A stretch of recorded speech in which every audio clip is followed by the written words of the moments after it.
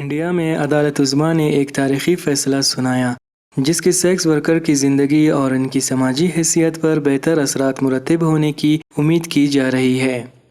Supreme court نے 19 مئی کو اپنے فیصلے میں پولیس کو احکامات جاری کیے کہ انہیں اپنی مرضی سے جنسی تعلق قائم کرنے والے سیکس ورکر کی کام میں مداخلت کرنے یا ان کے خلاف قانونی کارروائی نہیں کرنی چاہیے۔ ساتھ ہی یہ بھی کہا گیا کہ سیکس ورکر کے ساتھ مجرموں جیسا سلوک کرنے کی بجائے ان کے ساتھ عزت سے پیش آئے۔ سپریم کورٹ کی اس بینچ کی صدارت جسٹس ایل ناگیشور راؤ کر رہے تھے۔ دراصل 2011 میں کلکتہ میں ایک سیکس ورکر کے بارے میں ایک شکایت درج ہوئی تھی۔ اس شکایت پر سپریم کورٹ نے از خود نوٹس لیا تھا اور اس معاملے میں اب یہ احکامات جاری کیے گئے ہیں۔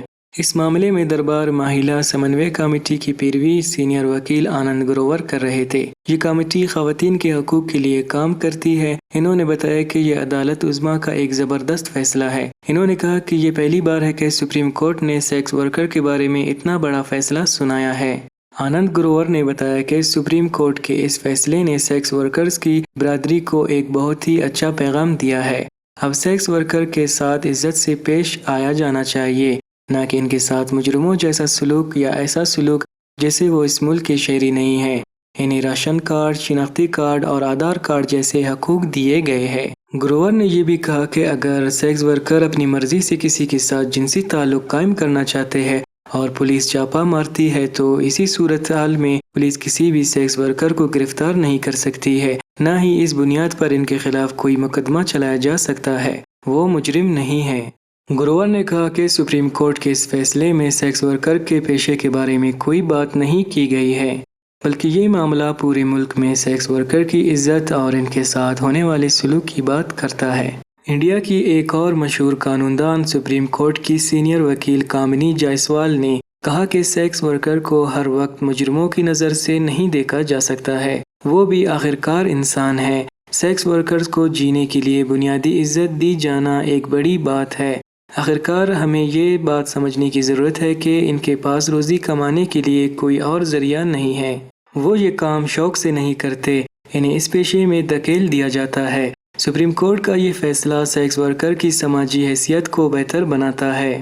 جائسوال کہتی ہے کہ سرکار کو اب سیکس ورکر کو اپنی زندگی آگے بڑھانے کے لیے ان کی حفاظت، کھانا اور شیلٹر جیسی ضروریات کا خیال رکھنا چاہیے تاکہ اس پیشے میں رہنے کے لیے انہیں مجبور نہ کیا جا سکے۔ سیکس ورکرز کو کسی قسم کا سیکورٹی نمبر بھی دیا جانا چاہیے۔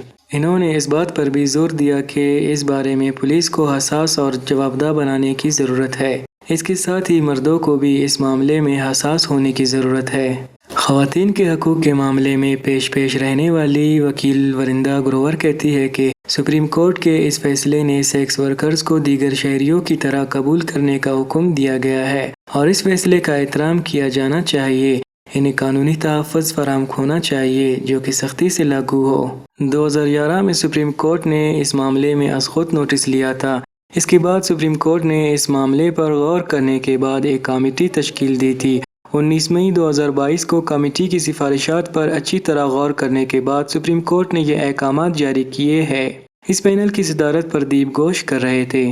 آنند گروور نے عدالت میں یہ بات بھی کہی کہ سیکس ورکر کے آدھار کارڈ نہیں بنائے جا رہے ہیں کیونکہ وہ اپنے مستقل پتہ کا ثبوت پیش نہیں کر پا رہے ہیں۔ سپریم کورٹ نے اس نکتے کو نوٹ کیا۔